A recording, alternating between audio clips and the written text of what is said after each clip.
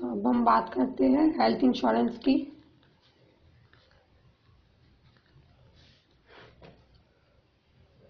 सबसे पहले इसमें हम देखेंगे इंडिविजुअल हेल्थ इंश्योरेंस में दो तरीके से होता है, एक होता है इंडिविजुअल और एक होता है फैमिली फ्लोटर। इंडिविजुअल होता है जिसमें बंदा सिर्फ अपने लिए ही कोई हेल्थ पॉलिसी परचेज करे, जिसमें वो इंडिविजुअल कवर हो। जैसे एक फैमिली का बंदा है, वो चाहता है कि मैं इंडिविजुअल अपने लिए कोई पॉलिसी लूँ, तो इंडिविजुअली ले रहा है और उसने अगर इंडिविजुअली 3 लाख की लिमिट की पॉलिसी ली है हेल्थ की, और अगर उसकी 2 लाख तक की लिमिट के लिए यूज़ करना पड़ा, इट मीन्स उसको हॉस्पिटलाइज होना पड़ा और वहाँ पे 2 लाख का खर्चा आया, तो वो अपनी इस पॉलिसी में से 2 लाख रुपए यूज़ कर सकता है। लेकिन अगर वहाँ पर खर्चा 3.5 लाख का आया तो कंपनी 3 लाख ही पे करेगी, 50,000 उस बंदे को अपने लिए खुद ही पे करना पड़ेगा। लेकिन आगे आता है फैमिली फ्लोटर।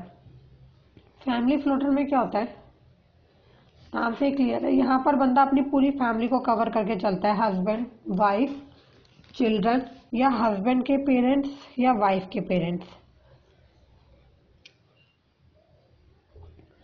यहाँ पर मान लो उसने पूरी फैमिली के लिए 5 लाख का कवर लिया, लेकिन पूरी फैमिली में कोई बीमार नहीं पड़ा और एक बंदा ही बीमार पड़ा, मान लो वाइफ को जरूरत पड़ गई और वहाँ पर 4 लाख तक का खर्चा आया, तो वो इंडिविजुअल 4 लाख भी यूज कर सकती है। मतलब लिमिट वहाँ पर 5 लाख तक की है, 5 लाख से कम में जितना भी खर्चा है वो यूज कर सकती है। अब आती है इन पेशेंट।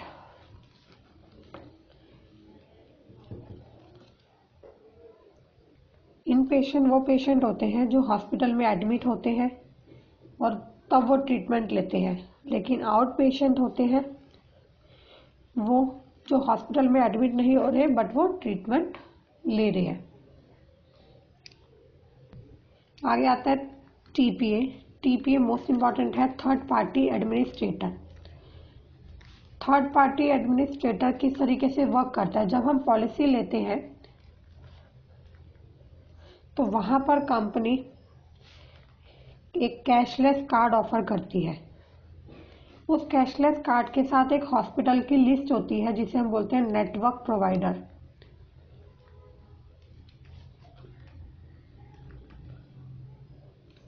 नेटवर्क प्रोवाइडर में कंपनी एक लिस्ट देती है हॉस्पिटल की, जिसमें कुछ हॉस्पिटल्स के नाम होते हैं। उसका मतलब होता है कि वो कैशलेस कार्ड उस हॉस्पिटल के अंदर यूज कर सकते हैं। लेकिन मान लीजिए कि कोई बंदा बीमार पड़ा या कोई प्रॉब्लम हुई, तो वहां पर कभी भी फैमिली वाले ये नहीं सोचते कि ये हॉस्पिटल्स की लिस्ट देखकर ही वो उसको हॉस्पिटल के अकॉर्डिंग लिया जाए। पता चले कोई हॉस्पिटल घर से बहुत ज़्यादा दूर है, तो इसलिए जो भी हॉस्पिटल नियर में रहता है वहाँ बंदा कभी ये नहीं सोचेगा कि हॉस्पिटल कोई जो भी नियर में रहेगा वहीं पर वो लेके जाएगा। तो वहाँ पर अगर मान लो हॉस्पिटल की लिस्ट से कोई अलग हॉस्पिटल है जहाँ पर वो लेकर जा रहे हैं, तो वहाँ पर ये कैशलेस जो कार्ड है ये यूज़ नहीं होगा।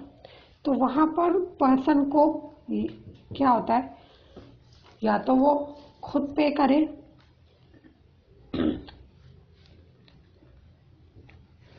अगर वो खुद पे करता है तो वो हॉस्पिटल की जो बिल है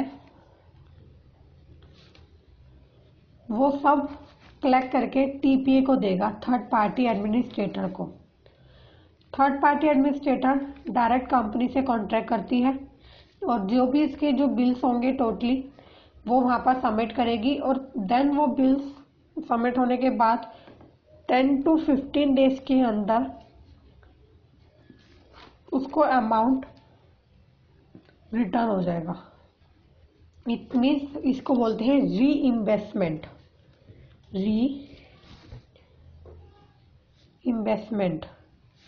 रीइंबर्स करना दो तरीके से सेटल होता है कैशलेस, आपने डायरेक्ट कैशलेस अपना कार्ड दिखाया, आपका बिल वहीं से वहीं पे हो गया। लेकिन दूसरा होता है कि आपका वहाँ पे कार्ड नहीं एप्लीकेबल हो रहा, तो आप अपना बिल्स जो है वो ले लीजिए और उसको टीपीए को देकर रीइंबर्स आपके अकाउंट में आपका सारा जो भी है रिटर्न हो जाए। आगे आता है इसमें पोर्टेबिलिटी। ध्यान दीजिएगा, लाइफ इंश्योरेंस में पोर्टेबिलिटी पॉसिबल्स नहीं है, बट यहाँ पर जनरल में हेल्थ में आप पोर्ट भी करा सकते हैं अपनी पॉलिसीज को 45 डेज के अंदर। पॉलिसी कमिटमेंट डेट जो होती है उससे 45 दिन पहले आप अपनी पॉलिसी को ईयर के ईयर अपना पोर्ट करा सकते हैं। इसमें बस company as it is benefit दूसरी कंपनी में ट्रांसफ़र कर देगी। आगे आता है pre existing illness. Pre existing illness होता है प्री एग्जिस्टिंग कंडीशन। ये वो बीमारियां होती हैं जो एक बंदा पॉलिसी लेता है लेकिन पॉलिसी लेने से पहले ही उसके साथ कोई ना कोई प्रॉब्लम चल रही होती है। किसी को डायबिटीज़ है, किसी को बीपी की प्रॉब्लम है, किसी को शुगर की प्रॉब्लम है, किसी को थायराइड की प्रॉब्लम है। कोई भी अगर उसके साथ कोई प्रॉब्लम होती है तो प्री एग्जिस्टिंग कंडीशन के अंदर कंपनी पॉलिसी तो इशू करती है, लेकिन वहां पर एक कंडीशन रख देती है कि ये जो आपकी बीमारियां हैं एक टाइम पीरियड के बाद कंपनी कवर करेगी। एक टाइम पीरियड के बाद से ही कंपनी कवर करेगी। वो हर एक कंपनी का अलग अलग होता है, इसलिए उसको मैं यहाँ पर क्लियर नहीं करूँगी। लेकिन कोई कंपनी 2 साल बाद, कोई कंपनी 1 साल बाद, कोई कंपनी 3 साल बाद उनको भी कवर करेगी, बट एक टाइम पीरियड के बाद उस बीमारी को कवर करेगी। उसके लिए अगर आप कोई ट्रीटमेंट लेते हैं तो वहाँ पर भी आपको क्लेम प्रोवाइड कर दिया जाएगा। और आगे आता है डोमिसिलरली।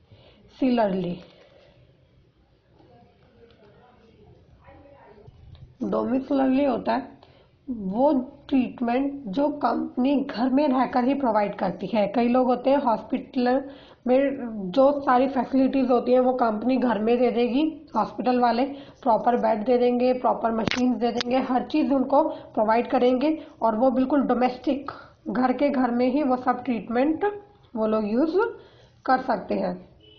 तो ये सारा हेल्थ का ही आता है इसके अंदर, जिसमें आपको टीपीए बहुत इंपॉर्टेंट है। फैमिली फ्लोटर में किस किस को कवर किया जाता है, हस्बैंड को, वाइफ को, चिल्ड्रन को, हस्बैंड के पेरेंट्स, वाइफ के पेरेंट्स।